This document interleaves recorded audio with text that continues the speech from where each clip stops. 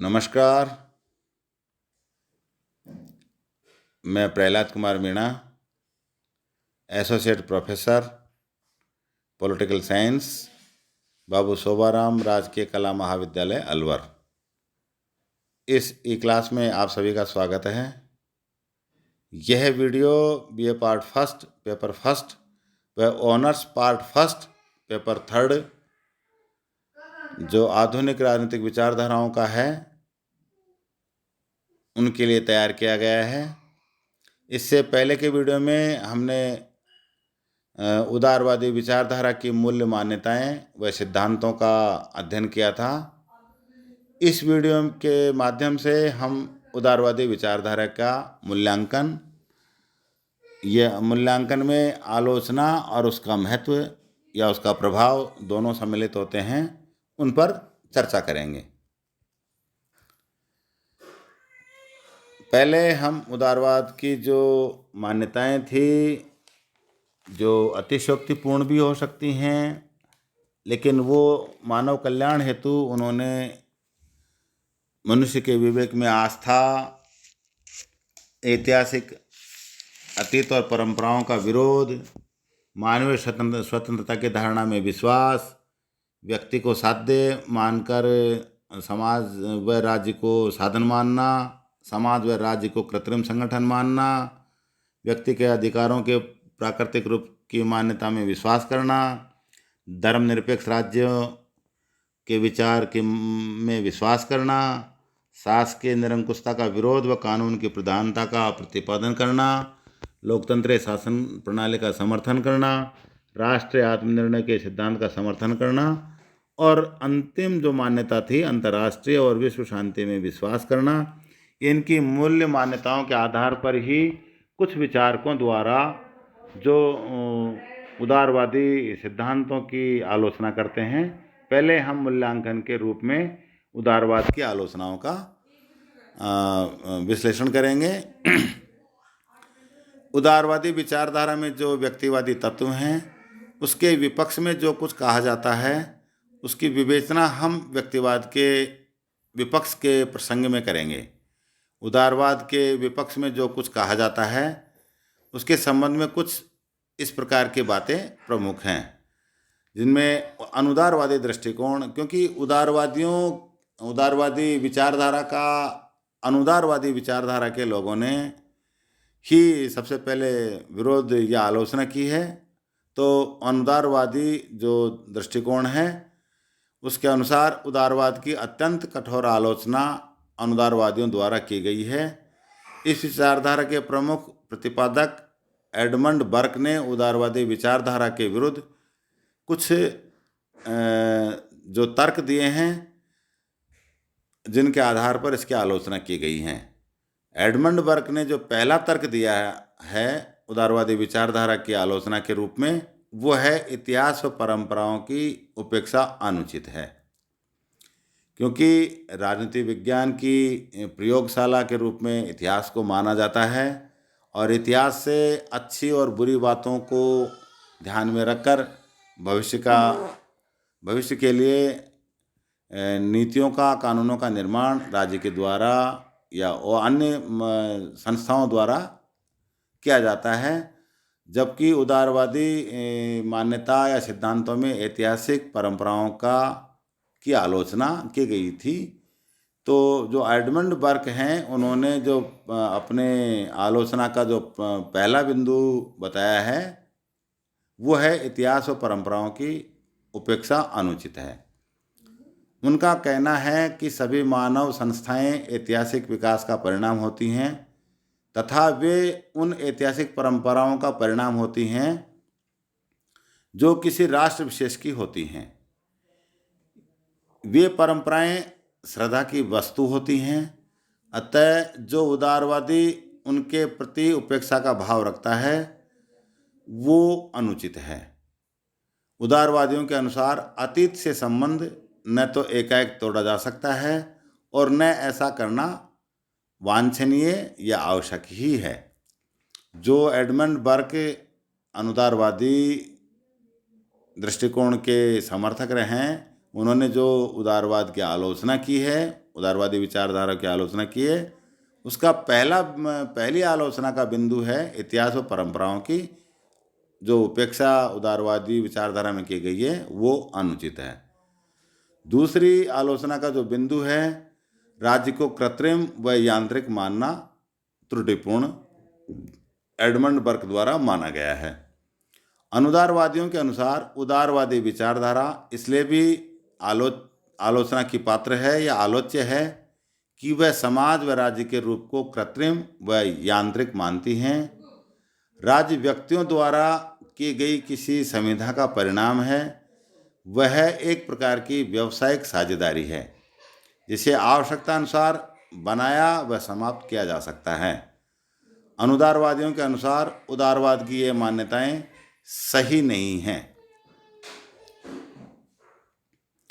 राज्य व्यक्ति की सामाजिक प्रवृत्तियों का एक विकसित रूप है जो कृत्रिम न होकर स्वाभाविक है। और आदर्शवादी दृष्टिकोण के अनुसार जो आलोचना की गई है, ये जो आलोचना दो बिंदुओं के आधार पर की गई है वो अनुदारवादी एडमंड बर्क द्वारा की गई हैं। इतिहास और परंपराओं की उपेक्षा अनुचित है। दूसरा जो उन्होंने बिंदु बताया वो राज्य को कृत्रिम व यांत्रिक मानना गलत है। ये एडमंड बर्क द्वारा, जो कि अनुदारवादी थे, उनके द्वारा उदारवादी विचारधारा की आलोचना इन दो बिंदुओं के आधार पर की गई है। कुछ आलोचनाएं आदर्शवादी दृष्टिकोण के विचारकों द्वारा की गई हैं, जिनमें पहली है व्यक्ति की निरपेक्ष स्वतंत्रता का विचार त्रुटिपूर्ण है। यानी कि व्यक्ति को स्वेच्छाचारिता, निरपेक्ष स्वतंत्रता का अर्थ स्वेच्छाचारिता होता है, का विचार गलत है।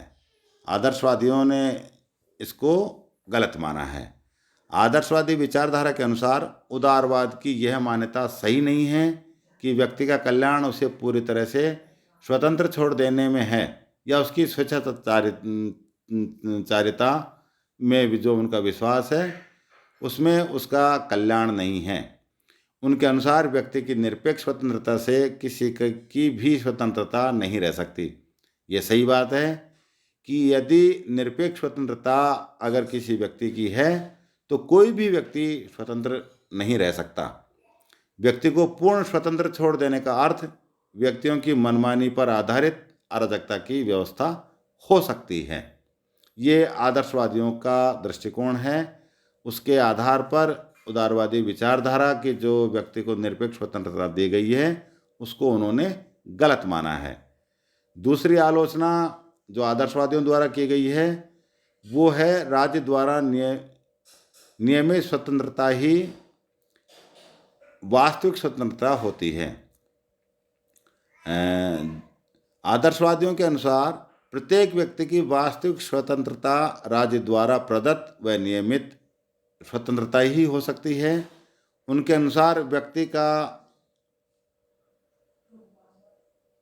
व्यक्तित्व राज्य के व्यक्तित्व का एक अंग होता है तथा उसके विकास के लिए यह आवश्यक है कि व्यक्तियों पर नियंत्रण लगाया जाए तथा उनकी स्वतंत्रता को सीमित किया जाए।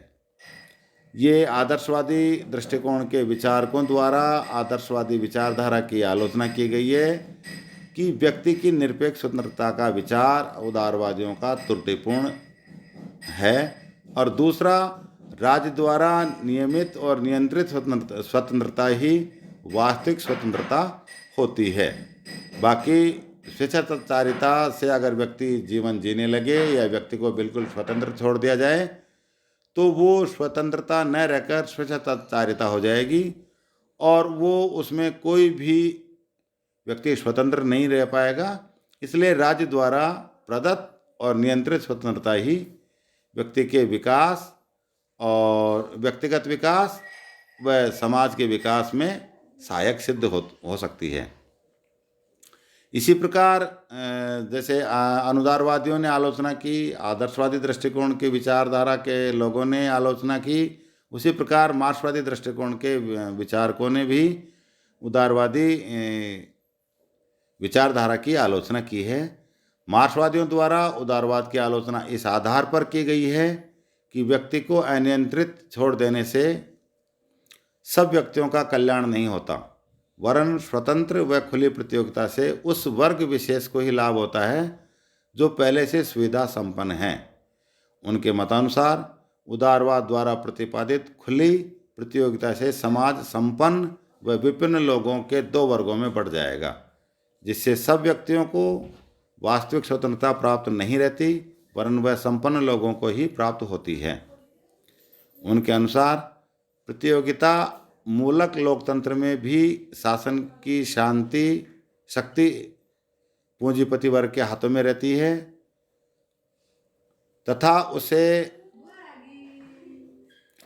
जनसाधारण को कोई लाभ नहीं होता है।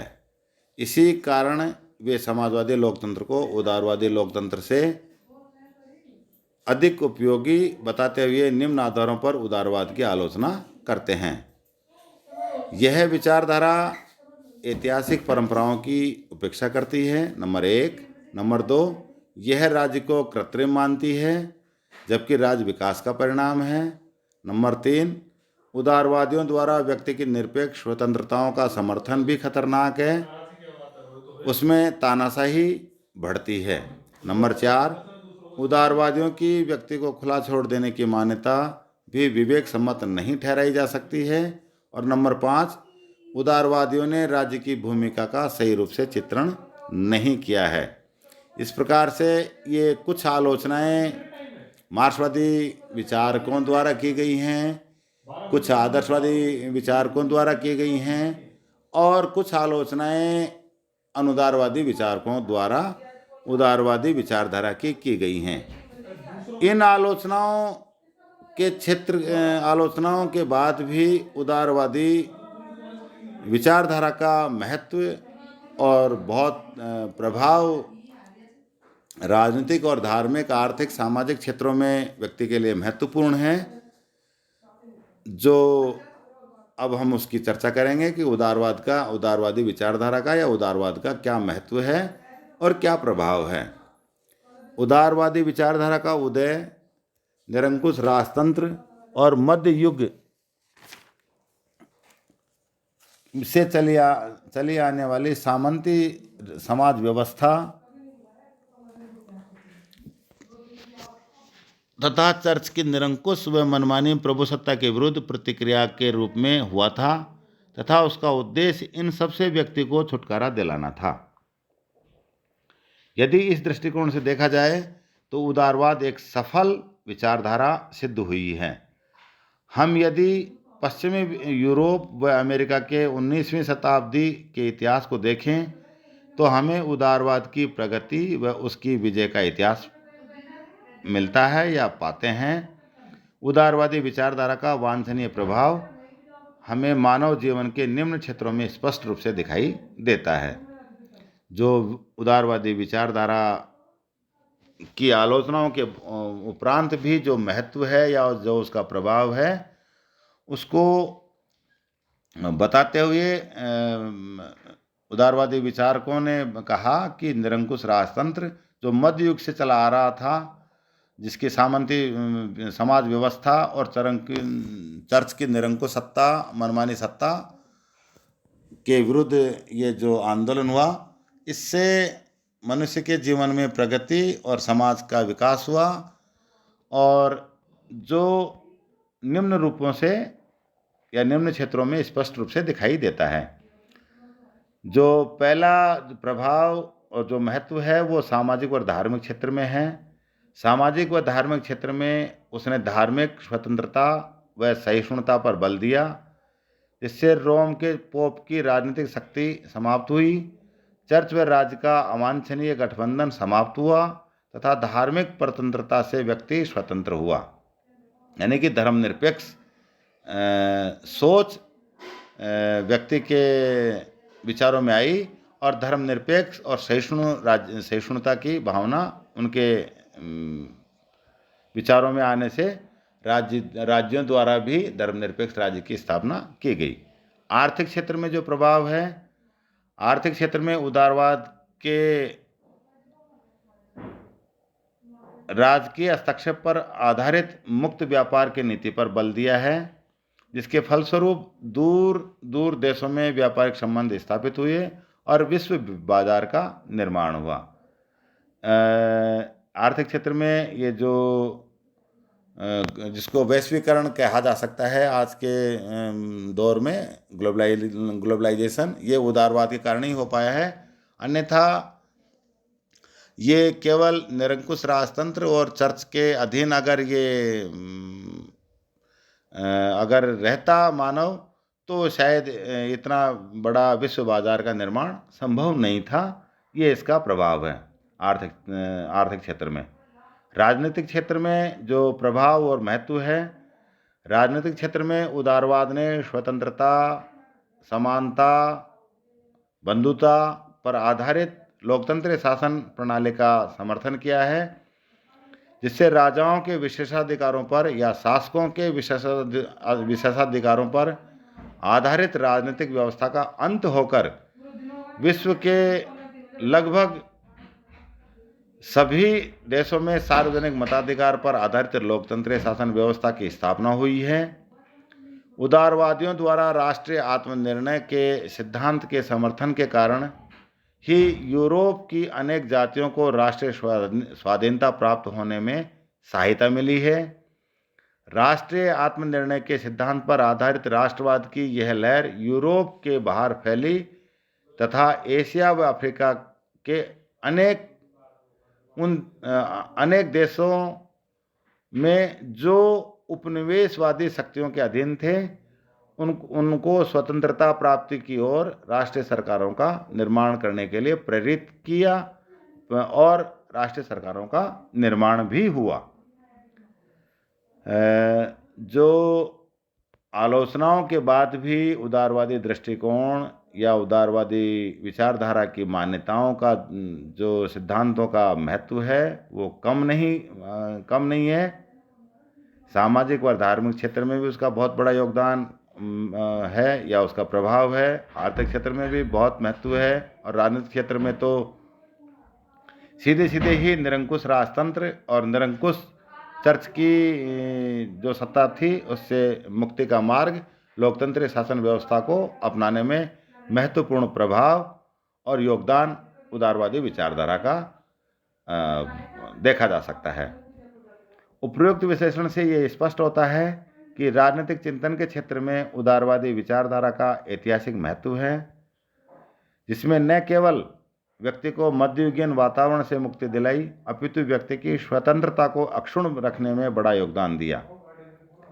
इस प्रकार उदारवाद को लोकतंत्र, राष्ट्रीय स्वाधीनता और आर्थिक प्रगति का दर्शन कहा जा सकता है। पश्चिमी देशों पर उदारवाद के प्रभाव के संबंध में प्रोफेसर लास्की लिखते हैं कि पिछले लगभग 100 वर्षों की अमेरिकी सभ्यता को उदारवादी दर्शन की ही पूर्णता कहना अनुचित नहीं होगा। कुल मिलाकर उदारवादी विचारधारा के अध्ययन में हमने उदारवादी विचारधारा का अर्थ, उदारवादी विचारधारा का उदय, उदारवादी विचारधारा के उदय के कारण और उदारवादी विचारधारा की मान्यताएं या सिद्धांतों का तथा अंत में उदारवादी विचारधारा का मूल्यांकन, जिसमें उदारवाद की आलोचना, जिसमें अनुदारवादी दृष्टिकोण के विचारकों ने आलोचना की, आदर्शवादी विचारकों ने आलोचना की और कुछ आलोचनाएं मार्क्सवादी दृष्टिकोण के मानने वाले विचारकों ने की हैं। इन आलोचनाओं के बाद भी उदारवादी विचारधारा का महत्व और प्रभाव सामाजिक और धार्मिक क्षेत्र में, आर्थिक क्षेत्र में और जो सबसे महत्वपूर्ण है वो राजनीतिक क्षेत्र में देखने को मिलता है। और लास्की ने इसके बारे में कहा है कि ये केवल अमेरिका की 100 साल की सभ्यता का ही परिणाम नहीं है, यह उदारवादी विचारधारा की मान्यताओं का ही परिणाम है कि लोकतंत्रीय शासन व्यवस्था और धर्मनिरपेक्ष शासन व्यवस्था, स्वतंत्रता, समानता, राष्ट्रीय स्वाधीनता, आर्थिक स्वतंत्रता, इन सब का दर्शन उदारवाद के विचारों में मिलता है, जो बड़ा महत्वपूर्ण है। इस प्रकार से हमने उदारवादी विचारधारा का अध्ययन इन वीडियो के माध्यम से किया। हम अगले वीडियो में दूसरी किसी अन्य विचारधारा के बारे में चर्चा करेंगे। तब तक के लिए धन्यवाद। घर में रहें, सुरक्षित रहें। अत्यावश्यक होने पर ही घर से बाहर जाएं। बाहर जाते समय मास्क का प्रयोग आवश्यक रूप से करें।